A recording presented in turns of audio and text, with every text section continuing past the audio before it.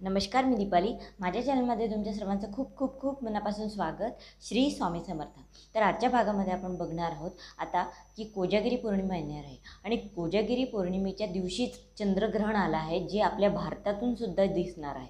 तर बऱ्याच जणांना प्रश्न पडला आहे की कोजागिरी पौर्णिमेची पूजा आपण पूजा मंडळी करायची की नाही, सेवा करायच्यात की नाही, किंवा दूध किंवा आपण जे दूध तयार करतो कोजागिरीचं दूध, ज्याला अमृत प्राशन आपण करत असतो, तर ते करायचं की नाही, असे सगळ्यांना प्रश्न पडला आहे. या दिवशी आपण लक्ष्मी, कुबेर, इंद्र आणि चंद्र यांची पूजा करत असतो. तर ही पूजा मांडणी कशी करायची इथपासून ते आपण संपूर्ण माहिती घेऊया की कोजागिरी पौर्णिमेला कसे आपण पूजा करू शकतो आणि काय काय आपल्याला करायचं आहे, काय काय सेवा करायची आहे, हे सगळं आपण बघू. ग्रहण आल्यामुळे कसं करायचं ते सगळं आपण या भागामध्ये बघूया. आता सगळ्या गोष्टींची जमवाजमव मी अशी पहिले करून घेतली आहे, म्हणजे एकदा पूजेला सुरुवात झाल्यावर आपल्याला उठायची गरज पडणार नाही. आता ही पूजा तुम्ही 12च्या आधी केव्हाही मांडून ठेवू शकता, पण पूजा आपल्याला म्हणजे जी सेवा करायची आहे ती आपल्याला 12 ते 12:30 या काळातच आपल्याला सेवा करायची आहे. पूजा तुम्ही आधी कधीही मांडून ठेवू शकता.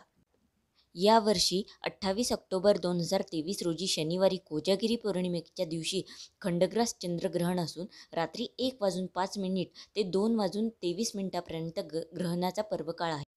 म्हणून आपण आपल्या 12 ते 12:30 या काळामध्ये आपण आपली सेवा करू शकतो, पूजा मांडणी करू शकतो. आता सगळ्यात प्रथम मी एक चौरंग घेतला, त्याच्याखाली रांगोळी काढली, त्यावर चौरंग ठेवला आणि त्यावर पांढरं स्वच्छ कापड ठेवलं. आता कोजागिरी पौर्णिमेला सगळं शांत छान दिसलं पाहिजे म्हणून पांढरं कापड मी ठेवलं आहे. तुम्ही कुठलंही कापड घेऊ शकता.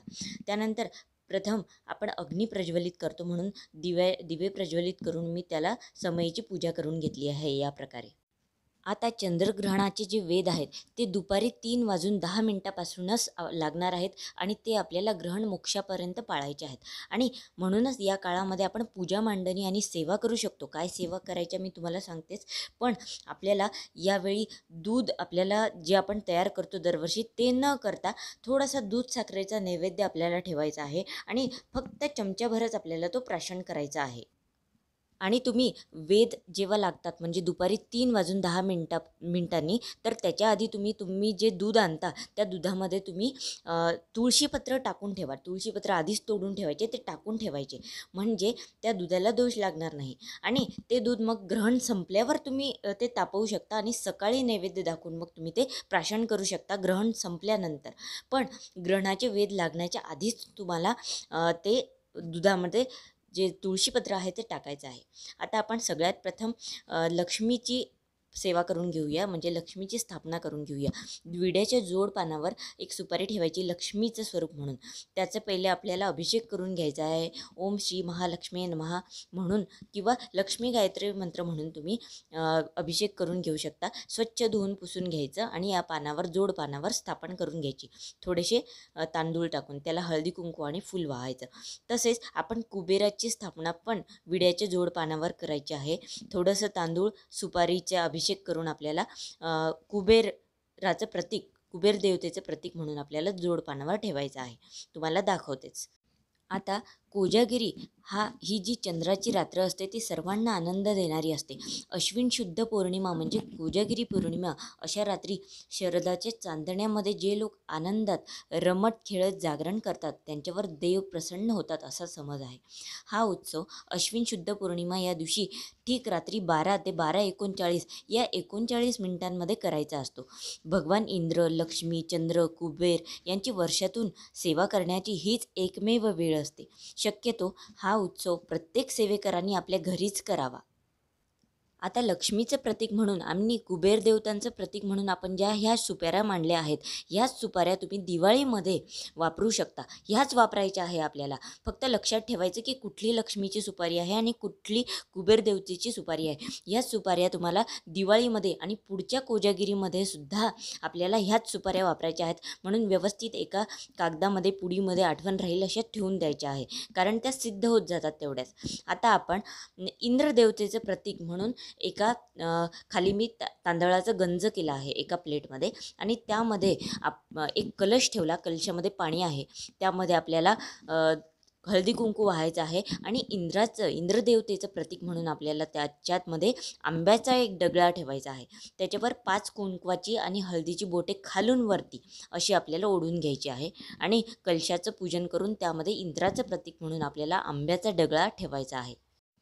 आता ग्रहण म्हणजे काय, तर चंद्र, सूर्य आणि पृथ्वी यांची जी खगोलीय स्थिती बनते त्यामुळे चंद्रग्रहण होतं आणि त्याचा आपल्या पृथ्वीवरच्या वातावरणात थोडासा फरक पडतो. म्हणूनच आपल्याला काही विधी करायचे असतात, काही नाही करायचे असतात. हे सगळ्यांना माहिती आहे की ग्रहण काळात काय काय करायचं काय नाही. आता ग्रहण काळात खाण्याला पिण्याला चालतच नाही किंवा टॉयलेटला जायलासुद्धा चालत नाही, झोपायलासुद्धा चालत नाही. पण मोक्ष काळामध्ये आपण देवाची सेवा, पूजा मांडणी ह्या सगळ्या गोष्टी करू शकतो. म्हणूनच या मोक्ष काळातच 12 ते 12:30, 12 ते 12:39 या वेळामध्ये पूजा मांडणी करून आपल्याला सेवा करायच्या आहेत. आणि आपल्याला नैवेद्य म्हणून दूध साखरेचाच नैवेद्य घ्यायचा आहे आणि प्रत्येकाने 1-1 चमचाच तो नैवेद्य घ्या यावेळी चंद्रग्रहण असल्यामुळे. आता बघा, इंद्राचे प्रतीक म्हणून आपण तांब्यामध्ये आंब्याचा डगा ठेवला आहे.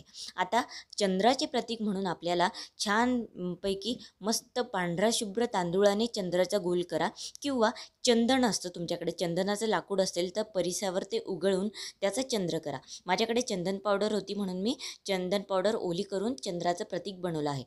किंवा तुम्ही रांगोळीने सुद्धा गोलाकार चंद्राचं प्रतीक म्हणून स्थापन करू शकता. त्याला हळदी कुंकू वाहून एक फूल वाहायचं आणि आपण चंद्राची पूजा करायची. अशा प्रकारे इंद्रदेवतेची पण हळदी कुंकू वाहून आपण पूजा करून घ्यायची. म्हणजे लक्ष्मी, कुबेर, इंद्र आणि चंद्र या चौघांची पूजा आपण ह्या प्रकारे मांडली आहे आणि या प्रकारे आपण त्याची पूजा करायची आहे. आता आपल्या संस्कृतीमध्ये कोजागिरीला फार महत्त्व आहे. या दिवशी चंद्र 16 कलांनी पूर्ण असतो. या दिवशी चंद्राची पूजा करण्यासाठी खुल्या आकाशाखाली आपण खीर ठेवतो. पण यावेळी ग्रहण असल्यामुळे आपल्याला तसं करता येणार नाही. यावेळी आकाशातून अमृत वर्षाव होतो अशी मान्यता आहे. त्यामुळे पूजापाठ करण्याबरोबरच खीर ठेवणे अत्यंत शुभ मानलं जातं. देवी लक्ष्मीला खीर म्हणजे जे दूध आपण करतो ते अत्यंत प्रिय आहे आणि म्हणूनच लक्ष्मी प्राप्तीचा हा सगळ्यात मोठा अवसर आहे. सगळ्यात मोठी जी सेवा आहे लक्ष्मी प्राप्तीची ती हेच आहे. म्हणून अशी पूजा मांडणी आपल्याला करायची आहे. आता भरीव पाण्याचा चौकोनी मंडल करून त्यावर आपल्याला दूध साखरेचा नैवेद्य ठेवायचा आहे. या दिवशी आपण दूध आटवू शकणार नाही, म्हणून दूध साखरच ठेवा आणि प्रत्येकाने नैवेद्य म्हणजे प्रसाद म्हणून 1-1 चमचा फक्त प्यायचा आहे आपल्याला आणि त्यावर तुळशीपत्र ठेवायला विसरू नका. अशा प्रकारे नैवेद्य आपल्याला दाखवायचा आहे. आता कोजागिरी पौर्णिमा ही 28 तारखेला सकाळी 4:17 सुरू होणार आणि ही तिथी 29 ऑक्टोबरला रात्री 1:23 म्हणजे सकाळी 1:23 असेल. त्याच्यामुळे 28 ऑक्टोबरला आपल्याला ही पौर्णिमा साजरी करायची आहे. या दिवशी वर्षातलं शेवटचं चंद्रग्रहण असणार आहे आणि 29 ऑक्टोबरला रात्री 1:05 ते सुरू होईल आणि मोक्ष रात्री 2:24 असेल. अशा प्रकारे सुंदर आपल्याला मांडणी करायची आहे की मनाला सुद्धा शांत आणि स्थिर वाटलं पाहिजे. खूप सुंदर अशी पूजा आपली. आता हे जे केंद्राचं सणवार व्रतवैकल्य म्हणून माझ्याकडे पुस्तक आहे, तर त्याच्यामध्येच कोजागिरी पौर्णिमेबद्दल दिलेला आहे. आता हा जो मंत्र आहे हा आपल्याला पूजा मांडणी झाल्यावर नैवेद्य आपण दाखवतो दुधाचा तेव्हा म्हणायचा आहे.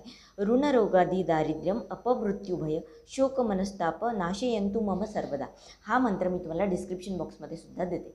आता तुम्हाला कळलं, पूजा मांडणी करायची आहे आपल्याला. 12पर्यंत तुम्ही करून ठेवा आणि 12 नंतर पूजेला सुरुवात करा. म्हणजे हळदी कुंकू वाहून त्या पूजेवर आपल्याला सेवा करायची आहे. त्या काय सेवा करायची आहे ते तुम्हाला मी सांगते. आणि फक्त नैवेद्य दाखवताना यावेळी आपण जे दूध आठवतो ते नका दाखवू. दूध साखर त्याचा नैवेद्य दाखवा आणि 1-1 चमचाभर फक्त आपल्याला नैवेद्य घ्यायचं आहे. कारण ग्रहण संपल्यानंतर आपण ते दूध आटवू ज्यांना शक्य असेल तसं आणि दुसऱ्या दिवशी आपण तो नैवेद्य दाखवू शकतो. ग्रहण आल्यामुळेच फक्त थोडासा प्रॉब्लेम आहे, पण पूजा आणि सेवा तुम्ही करू शकता. कारण ग्रहण रात्री 1:05 लागणार आहे आणि सूतक काळामध्ये आपण सेवा करू शकतो. आता सेवा काय करायची आहे तुम्हाला 12 ते 12:39 या पिरियडमध्ये. तर बघा, श्री स्वामी समर्थ मंत्र जप 11 माळी आपल्याला श्री स्वामी समर्थ मंत्र जप करायचा आहे. श्री लक्ष्मी गायत्री मंत्र, श्री विष्णू गायत्री मंत्र, श्री कुबेर मंत्र याचा प्रत्येकी 1-1 माळ आपल्याला जप करायचा आहे. हे सगळे मंत्र नित्यसेवेमध्ये आहेत. त्यानंतर 16 वेळा श्री सूक्त म्हणायचं आहे, 1 वेळा व्यंकटेश स्तोत्र म्हणायचं आहे आणि 1 वेळा गीतेचा 15वा अध्याय वाचायचा आहे. एवढ्या सेवा आपल्याला करायच्या आहे. हे सर्व आपल्या नित्यसेवेमध्ये आहेत. अशा प्रकारे आपल्याला ह्या सगळ्या पूजा सेवा करायच्या आहेत. या दिवशी ग्रहण आहे तरीही करायचे आहे, कारण ग्रहण रात्री 1 वाजून 5 मिनिटांनी लागणार आहेत. आता कोजागिरीचं नावच आहे कोजागर्ती. कोजागर्ती म्हणजे कोण जागा आहे हे बघण्यासाठी प्रत्यक्ष भगवान विष्णू, लक्ष्मी, इंद्रदेव हे पृथ्वी तलावावर येतात आणि म्हणूनच तेव्हा आपल्याला जागं राहायचं आहे. एरवी तुम्ही जागता, पण या दिवशी तुम्हाला नक्की जागायचं आहे आणि ही सेवा करायची आहे. या सगळ्या सेवा सगळ्यांनी करा, घरातल्या सगळ्या मिळून करा, सगळ्यांनी मिळून करा. तर एवढीच माहिती मला तुम्हाला आजच्या भागामध्ये सांगायची होती. आणि जर तुम्हाला व्हिडिओ आवडला तर नक्की लाईक करा, शेअर करा आणि सबस्क्राईब करायला विसरू नका. जास्तीत जास्त लोकांपर्यंत व्हिडिओ पोचवा, म्हणजे स्वामी सेवा आपल्याला घराघरामध्ये पोचवता येईल. श्री स्वामी समर्थ.